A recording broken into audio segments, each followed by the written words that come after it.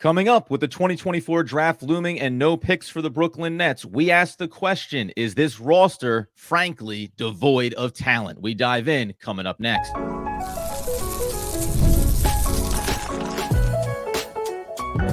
You are Locked On Nets, your daily Brooklyn Nets podcast. Part of the Locked On Podcast Network, your team every day. Yes, my friends, it is the Locked On Nets podcast right here on the Locked On Podcast Network. It's your team, the Brooklyn Nets, every single day. He's Doug Norrie. I'm Adam Armitt. We thank you, as always, for making us your first listen of the day. We are 100% free on all those great platforms. And let you know, today's episode is brought to you by FanDuel. FanDuel is hooking up all customers this summer with a boost or bonus daily. That's right. There's something for everyone every day, all summer long. Visit FanDuel.com/LockedOn to get started. And Doug, I don't want to say this feels familiar when I ask the question, do the Brooklyn Nets just lack enough talent to be competitive in this NBA landscape? I mean, we're going into the season. We're a couple of days from the draft. You know, you mentioned at the beginning, Nets still haven't traded into the draft. I think there's probably a decent chance they don't get there with that based on some of the stuff that we're just kind of seeing happen around guys that follow these teams and sort of are really, really dialed into the other teams, not the Nets, like the other teams around the league where you can see possibly Dorian Finney-Smith excitement, if there was ever any, kind of waning. But as we look at sort of a snapshot of the season, especially if the Nets aren't able to trade into the draft, you know, we're still waiting on the Nic Claxton piece. But we're starting to see sort of what's unfolding here. And there's just kind of no other way around it. The Nets probably, even if everything breaks right, are going to go into this season with one of the least talented rosters in the league. Now, things can change, right? This is snapshots. Things change. These kind of stuff goes up and down all the time. But I do think if you're a fan, there's got to be growing concern that what we saw, and maybe you're already here with this, but what we saw last year on the court could be very, very similar to what we see this year on the court. And if, short of major changes, that could be what we're signing up for.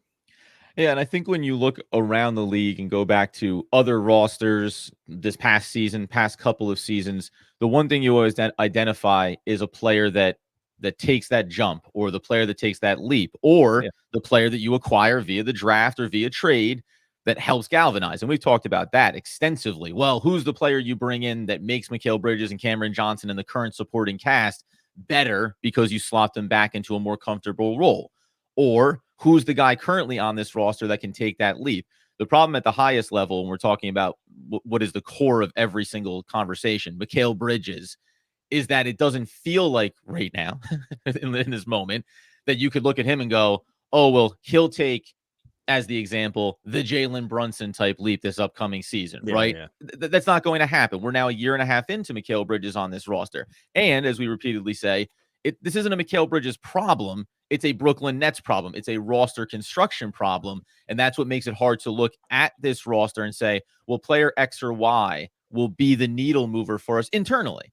And then you get into the other side of the conversation, spending assets. Well, who's available? And that landscape also changed this offseason too, I think, dramatically, especially if you were in the camp of go get a Donovan Mitchell, go get player X or Y. They're not there on the market right now. And even a step further, some of the guys that are getting talked about are the guys that are in kind of their mid-30s, and you wouldn't really want the Brooklyn Nets to get into those waters in the short term. And where Adam and I started talking about this offline was kind of taking a look at the Ringer's top 100 rankings for so where they landed it right before the draft. Now, I'm going to give a couple caveats to this. One, I know there's folks out there that will not take the Ringer as if it's the be all end all of NBA talent. Totally get it. Also, these are moving. There's the chains on this are always moving because different stuff will affect these lists. And so these are never perfect. Everyone takes a different sort of group of criteria on how they evaluate these lists. So we totally get it. Leave a comment. I get it. The Ringer, whatever. The point is what they are very good at. I think these especially when you have multiple voices that go in to make a list, a comprehensive list, is I think they are a good snapshot, right? They're a good snapshot of the league. You want to argue about if guys should be 10 places up or down? Okay, fine. We're not actually going to do that in this case. And we'll mention guys that maybe may have been omitted. But as a snapshot, it does follow along with sort of like what your eyes tell you about this team. And what's happening here with the Ringer is, with this top 100, and I actually think most top 100s would probably look very similar to this, is that the Nets only land 2 guys into this group. They have Mikal Bridges and I just lost it. Real. What number was Bridges at? I just had it 50. in front of me. 50. Yeah, sorry. He's at 50, and then Nic Claxton is at 94. And you say to yourself, okay, I mean, how wrong is this? It's not that wrong. You want to maybe, hey, should Cam Thomas be up here? Okay, I'll give you the list of guys who are at the bottom of the list, and we can make a very strong case for it. Should Cam Thomas be in the top 30? No, obviously not. So, we're always going to argue around the band around where these guys can be. Is anyone else should even be on the list at all? No, right? Could guys make the leap like a year from now? It's like, oh, Noah Clowney just like absolutely jumped out there. Yeah, okay, maybe. And so there's lots of other things that go into this. And one other thing, too, at the risk of being very long-winded around this, one other thing is winning begets movement up these lists, right? Wouldn't so you know it? If your team is good and you happen to be on the team, you will then climb up the list. A good example of this, I think, is like Derek Lively. Yep. It's like, okay, he's good. Would he be on this top 100 list if he was on any other team but the team that just made the finals? No, right? And so there's other things I kind of want to highlight around the list, but I just wanted to say that, like, when we look at it from like just a holistic snapshot, is it perfect? Of course not. Is it a good look going into like the draft around like where teams stand with overall talent? Yes, it is. Yeah, it is. Like, and when you look at this, where the Nets are with a guy at 50 and a guy at 94, and that's it, you're like, they're in a bad spot, because when you look at other teams that have fallen to similar ranges, they are in a group of teams that it's pretty gross. And so I think that's the part where you start to really kind of worry. It's pretty gross. I don't know. There's all the words for it, but no, like they're not totally suitable. They're not totally suitable for, like, if you're listening in the car with your kids. And we'll come up here in a second talking about Nic Claxton, the back end being near that top 100 area for the most part. Maybe Derek Lively as the outsider. Those teams that those 90 to 100 type players are on are not necessarily the rosters you get excited about going forward. And there's a key reason why Derek Lively maybe jumps up there in his rookie season. It's having a superstar talent, something that we'll digest here in a moment as well. All right, before we get to that, we'll tell you about our friends over at eBay. Look, when it comes to passion, drive, patience, the formula for winning championships, it's also what keeps your ride or die alive. eBay Motors has everything you need to maintain your vehicle, level it up to peak performance, superchargers, roof racks, exhaust kits, LED headlights, so much more. Whether you're into speed, power, or style, eBay Motors has you covered. They have 122 million parts for your number one ride or die. You'll always find exactly what you're looking for with eBay Guaranteed Fit. Your parts guaranteed to fit your ride every time, or your money back. With eBay Motors, you're burning rubber, not cash, with all the parts you need at the prices you want. It's easy to make your car the MVP. Bring home those huge wins. Keep your ride or die alive at ebaymotors.com. Eligible items only. Exclusions apply. eBay Guaranteed Fit only available to U.S. customers. All right, so as we continue today's Locked On Nets episode, reminder, the Brooklyn Nets haven't done anything. We could hear something about Nic Claxton in the contract just to understand that, yes, he's coming back. I've had people asking me over on X, when do you think, or what's the likelihood? I put it at 80-20, which is probably lowballing the idea of him being back. I push back that some people are suggesting the Nets are in an impossible spot where they can't afford not to re-sign Nic Claxton. We understand there's a lot of money, mechanics, and roster that goes into it. But part of the conversation today is where you really can't be painted into a corner if your team doesn't have the outlook of being competitive, or by losing player X, it's going to dramatically change things. And there is a future conversation. I don't know if we'll get to it before the draft, getting back to these pick controls, Houston Rockets, and where I think we need to just turn the page and stop thinking about the pick control that's been lost, because it's going to only hurt your ability to make sound decisions for this roster. That's an extended conversation off of this going forward. But when you mentioned Derek Lively there being in the top 100, I don't need to break any news here. He plays with Luka, and that makes a difference in how you look here, right? You can, when you look at the rest of the guys kind of in the back end of this, and again, it's not the end all be all list, but RJ Barrett, this I thought was another good one. By the way, Jabari Smith Jr. is listed there at 98 for the Houston Rockets. Not a great team, 500 a year ago, but RJ Barrett's a good example that he made me immediately think like Cam Thomas-ish kind of territory, where playing on a roster doesn't totally fit. Team starts having a new direction. You go somewhere else, and there's enough of a reset where you get jumped up in terms of expectations and what maybe your career could look like. So there's two situations the Nets face here. Okay, and I agree with you, right? It's like this can't look if there's guys on this list that could enter like the top 75 next year with a really healthy role under good coaching and a good system. Cam Thomas checks all the boxes. Like he could be much higher on this list. Like I would say he's a better candidate to be higher on this list than to not be on the list at all next year. Let's say, like if I'm just trying, I think that's very clear to me. I don't think, and I like that's not even a hot take. Other guys, like it would take, other guys would probably take a lot. The more of a role player you are, the worse your team is. It's going to be hard to climb up these lists. That's just going to be the way it is.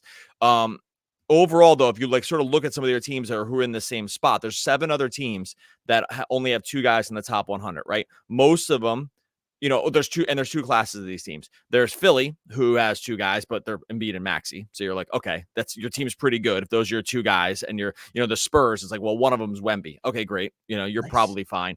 And then the rest of the teams that are on this list with like low talent are these young, pretty bad teams, right? Hornets with LaMelo and Brandon Miller, Pistons with just Cade, right?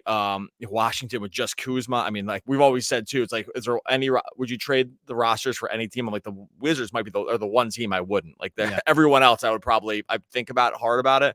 The Wizards, I definitely wouldn't. So you can see so it's like a troubling scenario where the Nets land. Now, the good thing for them is among all those teams who are the bad group, who have are bad and have limited talent, the Nets have the best ability to probably change it quickly by grabbing one of these tier 1 superstars next year if they become available, right? Yeah. So they can change quickly in a way that the Pistons and the Hornets and the Wizards just aren't going to be able to. I think, right? So I think you can, and I think it seems like that's the story the front office has told themselves and has told anyone who will listen is that this is going to be the plan. It's risky, but every plan has risk in it. And you might think that the reward is suitable for the risk. But I just wanted to just sort of real quick look at the rest of these teams and say sort of where they land. I think they have more guys. They have a few more guys that can climb the list, i.e. Cam Thomas. They have the ability between the picks and the potential cap space opening up next year to be able to just change their prospects around this very quickly. Once those guys get on the team, let's say, we will agree that then they will, rising tide raises all ships here. Some of these other role players might get dragged higher because they look better in better roles, right? So I think that's the glass very half full version of this. And we're totally aware of that. Yeah, and I don't think it doesn't. Well, on the one hand, I'm like, yeah, and this is the problem with the roster, and this is why I can be pretty pessimistic to look at this team going forward. And then that there is the money, as you say, and there is the ability to go get a guy coming up this next off season, and even all the draft picks. I can look out and take off the table having control of your own picks and just say, listen, by NBA terms, with all the picks you currently have, and maybe making a decision over the next couple of years around a Mikal Bridges, when you have that many shots to fire and that many other teams that are trying to navigate making deep playoff runs and it works or doesn't work out, they're older, they're this, they're that, you're gonna get in on somebody. You're gonna end up turning over this roster, whether you think it's the right or best or quickest version to do so. So this isn't really an overall pessimism, but when you currently look at this roster, a great example when you're scrolling through this list and then just making your own list in your mind. I came to the Minnesota Timberwolves, who went on this great run. Now, remember, take away Anthony Edwards, and I'm not taking him off this roster, but Karl Anthony Towns is 32nd on this list. Rudy Gobert is 34th on this list, and then Naz Reid is 79th on this list. And then you throw in Anthony Edwards taking the leap that he takes here and kind of vaulting himself into the conversation. Now, that to me is kind of a version that maybe makes sense from a Brooklyn Nets perspective, where what if you only get one guy? What if it was the Donovan Mitchell who comes in the top 20 here in this list?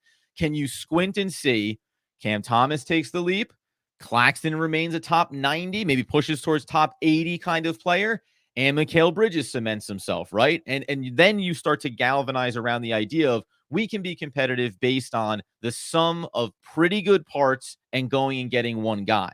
Otherwise, it's the squint to see how do you get two of these players, because you can look across the rosters and really pick those out. Well, when it's the elite of the elite talents and a really solid role guy, you can get there. If it's not the elite of the elites, then you still need to say I have two top 30 or top 40 kind of guys plus supplemental rosters. Like, the talent is very top heavy in the NBA, and also you see how successfully some of these rosters have been able to build themselves, and the Nets just are obviously not there, still coming off of the Kevin Durant, Kyrie Irving, and James Harden, frankly, having Ben Simmons, and saying we're still in hodgepodge territory here. We haven't refined this thing yet. Look, to make the finals or like make deep playoff runs, you just have to have like basically a top 10 player in your team minimum. Like just start there. You're not going to get far without having one of the very, very best guys. Those guys are hard to get. Yeah. Drafting them is a crapshoot. We understand that. I totally get the group of fans that do not want to go the tanking route to try to hit on one of these superstars, because we've seen it happen lots of times where it just doesn't happen. It happens less often than it does happen, right? Yeah. Like it's very, I totally get it. So, paying a premium for bringing in a guy you already know it can be that guy is probably a quote safer route on a talent evaluation level. It's a more risky route because those guys do not become available very often. And the ransom for them is enormous, right? Is franchise altering, right? You can't, what the Nets are going through right now with James Harden, to grab one of these guys who's a top 10 player in the league, you're going to have to sell your future to do it. Like there's no other way around it. So this is the downside of it, right? It's like, it's why it makes the conversation like just sort of very difficult. But if you're looking at the rest of these teams and you're saying to yourself, how hard is it going to be to get one of these guys? And sometimes I think too, what people miss is it's not just so much picking the path, it's which path makes sense for where the rest of your team is right now. And I think that's kind of where the Nets have landed themselves, is like, we might just be good enough with some of these other guys that blowing it up doesn't make sense. If you think Claxton's like a real piece, if you think Bridges is an awesome, number 3 guy right on his contract, if you think Cam Johnson's contract's gonna be really super advantageous in 2 years with decreasing money, if you think you can trade the Suns picks for one of these guys, or maybe you think the Suns picks plus a Cam Thomas leap gets you one of these dudes, like that might just be the real story. And it might be like they're closer to that version than they are to the draft pick version, which is going to take 6 years with a question mark.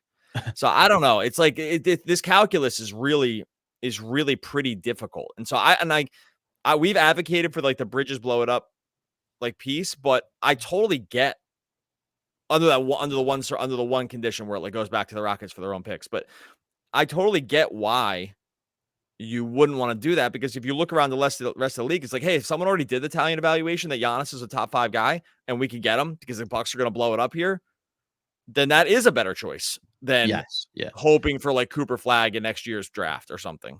And it's always easier to go with the known commodity. Obviously, I'm not breaking any news here. The known commodity is always easier to trust in terms of where we want to go than the unknown commodity, even if it means being younger, right? Being longer term stable. Well, yeah, but that comes with perils of draft player X, and every single year, somebody underperforms expectations. Some team is looked at and goes, you may have had one of those top picks, and it turns out you picked wrong. So coming up here in a second, not only is there an example inside of this list of teams that have a lot of talent, but just don't get across the line, there's also a building sentiment about why in the short term, it's going to be hard for Brooklyn to continue to evolve this roster when it comes to moving veteran talent. We'll get into that to close things out.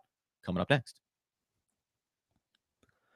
All right, before we get to that, I'll tell you about our friends over at FanDuel. Look, you love sports. I love sports. We love them so much. We never want them to stop, but the playoffs in the NBA are over. We're getting fewer games when it comes to basketball, but the stuff doesn't stop over here on FanDuel. FanDuel just lets you keep going, basically sporting whenever you want all summer long. You just open the FanDuel app. You dream up bets at any time you're in the mood. They got Stanley Cup stuff rolling over there. Copa America. I was in the little USMNT the other night with a 2-0 win over there against our friends to the south in Bolivia. There's got FanDuel's got this and so much more. This summer, FanDuel is hooking up all customers with a boost or a bonus daily. That's right. There's something for everyone every day, all summer long. Head on over to FanDuel.com/LockedOn and start making the most out of your summer. FanDuel, official sports betting partner of Major League Baseball. All right, so as we tie a bow on the Locked On Nets episode, obviously draft's coming up. We're excited. In theory, if something happens, we'll tell you about it. Nic Claxton as well. But in the meantime, while the Brooklyn Nets refuse to help us out in terms of creating beautiful content for you, we take a look at this list. And one thing I'll say that jumped out to me before, I think what is a growing concern around specifically Dorian Finney-Smith and just getting something for him and using that asset down the road for a future move. One other team that jumped out to me here is the Atlanta Hawks, who, when you go through this list, now they don't have the elite of the elites when you run it down, but a player like Jalen Johnson who takes a leap into, on this list, 72nd. And then you go up and you find, well, you also have DeJounte Murray living up in this list as well, going into the 30s. And you also have Trae Young. This is an example of 51 for DeJounte Murray, and then I think 34, 36 for Trae Young. Here's an example of a team with three guys right in the meaty part of the curve.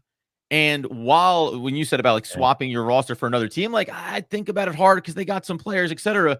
But at the same time, go back and look at this past year and think about what Atlanta's talking about doing right now, blowing up their team. So that, they're in kind of that similar spot of, hey, I can point across this roster and tell you there's some talent here. Doesn't mean it's good enough talent, or doesn't mean it's complementary enough talent. So maybe we say no thank you to a couple average seasons, because that's not the dream here. The dream is being competitive in playoff basketball. And this is where we're talking. I want to be really clear too, where we're talking about overall talent and the superstar talent. And you know what I mean? Like, so you're right. Like the Hawks have a much more talented roster. What they've told themselves probably is that we've also seen the ceiling on that roster. Like the ceiling is this, right? It's like 8-9 seed. It's, I mean, I know they made it further than that 2 years ago, but or 3 years ago. Just doesn't seem like that's going to be repeated at this point. So we have more talent in the aggregate, but we don't have a top 10 or top 15 guy. We can't get them.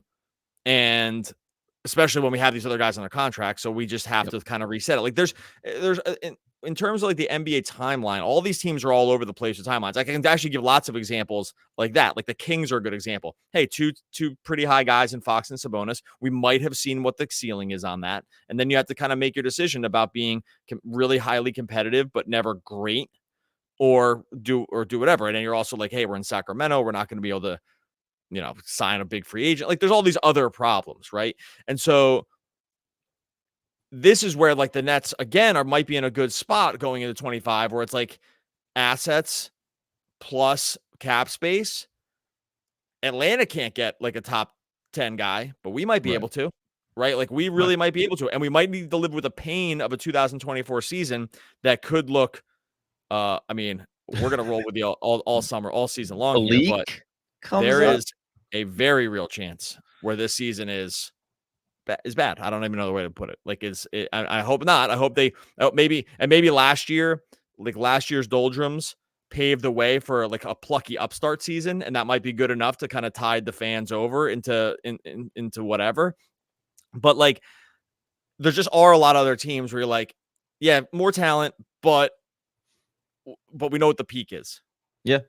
And if you're the Nets and you're saying, okay, we don't know what the peak is, because next year is going to look a lot different when we snag one of these dudes, Mitchell, Giannis, whatever these guys. I'm just throwing out guys. I mean, who knows who these guys are going to be?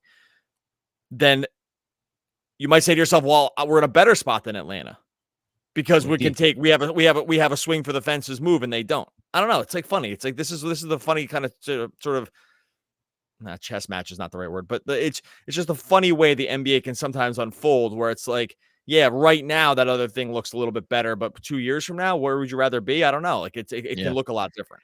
And to go back just to Atlanta as the example, it's like Trae Young. Well, like he's better than any of the players that the Nets have on their roster. Okay, great. But they feel like they've gotten to your point. Well, we've gotten a sample of this, and they're almost unable to look at it as the Brooklyn Nets say, we have really, really good support players, and we just need a star in front of them.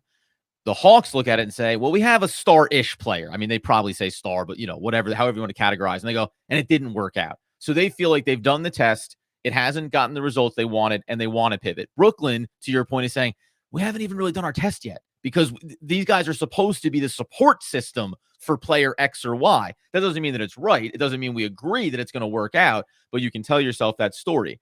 And by the way, it's the exact reason you kind of hear the Nets do not want to trade for a Trae Young, right? Like, yes. This is people have suggested this. It's been out there before, and it's like, no, because I see what the sample is of Trae Young with a pretty good roster.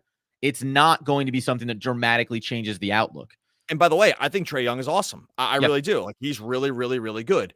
But at that contract, and like sort of like just from what we've seen, like he would be he'd be the best player in the Nets the day he stepped in the door. It wouldn't even that's it. Like, it's point stop, it's over. Like, he would be the best player. But we also know what the peak is. We also know he's not going to get into the top 15. We also know he's just not going to get there. And so it's like, it's not better to make your team slightly better along those lines at the risk of not being able to have the chance at the higher ceiling, right? And so I think like that he's actually a perfect example of that to me. And it's the thing of makes your team better, yes, but we understand wins you playoff series.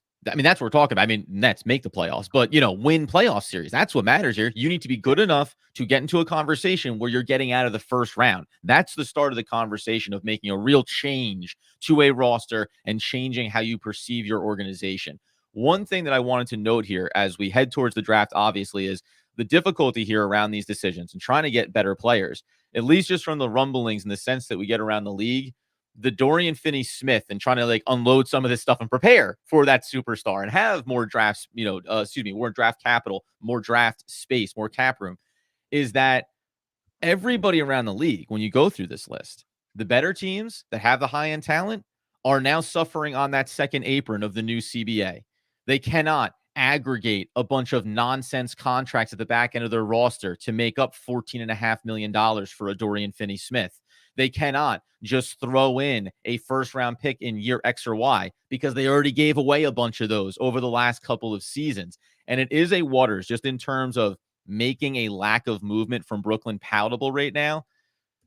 It is an awareness that you may have to wait for certain players to decline options and sign elsewhere, certain draft classes to go through and find out that you missed out on something, and other moves to get made. And this is really hard between the Claxton contract and any move you want to see the Nets make to get in this draft or otherwise. The Nets have always been a wait and see kind of team. And now there's like a double down of the league is kind of dictating you wait and see. And that is a really, really hard pill to swallow, I think, if you're a Brooklyn Nets fan base right now. It's really hard. And there's, I don't know if you want to call like the Nets path.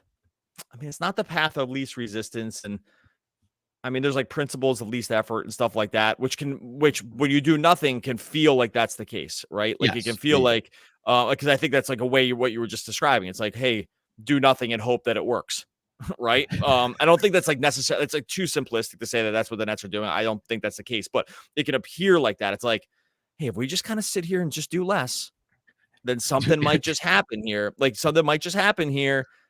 That might not be wrong, by the way. It's I know that's the hard part sometimes about being this. super aggressive can put you in trickier spots. And it's like if we and exuding patience can be the hardest part because it's like you got to deal with the wrath of the fans and you got people asking you about it all the time. The team stinks or whatever, and you're giving away the third pick to Houston, right? There's there's extreme downside with this, but it might be the path to the highest upside too. And so I don't know. This is all to say, look, the Nets are in a this is like it took us 30 minutes to say with this list to say the Nets once again for the umpteenth time are just in the trickiest spot here. Like they're in an extremely they painted themselves into a very tricky spot where waiting on this talent, like waiting on maybe having some of this talent like rise a little bit and just waiting for someone else to shake loose is the best path. And if it doesn't work, it doesn't work, but it wasn't riskier or less risky than the alternative. And what I will tell you right now, my closing thoughts is, a guy like Cam Johnson, who maybe, you squinted and thought would be in or around a top 100 kind of conversation. He's not there. And you fast forward a year from now and I can name guys and I can tell you, I don't know the names of guys that will get into this conversation. And all of a sudden where your veteran 27 to 30-year-old support group talent all of a sudden it just looks a little bit weaker across the NBA landscape, right? So you're always battling that battle, that uphill journey of what are other teams doing? How does it impact our outlook? And how do we value our players? It's why these trades and these opportunities to make big decisions are hard, but sometimes you look back and go, yeah, probably should have. From the highest level of a Mikal Bridges to the lowest level of a Dorian Finney-Smith. And we'll see. All we can do, classic, wait and see what happens with Brooklyn over maybe the next couple of days with the draft and then over this next season as well. The Brooklyn wait and see Nets. Love it. All right, we're gonna be back. The mascot they were gonna make one. It was just gonna be an enormous like question mark. And he comes down on the wires from the rafters, and it's just maybe. Look, if something does break, Dorian Finney-Smith trade, Nic Claxton signing, we'll jump back on. Maybe do a live episode over on YouTube as well. Make sure you're subscribed to Locked On Nets over on YouTube too, because I think there will be times where we do some live stuff here, especially around breaking news, if it were to come. So make sure you're subscribed to Locked On Nets on YouTube. Predictions of a disappearing center are a warning of a bleak future that we can't avoid if we adhere to our own founding principles. That's a lot of confusing jargon from a woman named Susan Collins. Oh, one of the all-time great poets. Hunger Games, baby. New book coming out. We'll be back again tomorrow talking more Brooklyn Nets basketball. Basketball.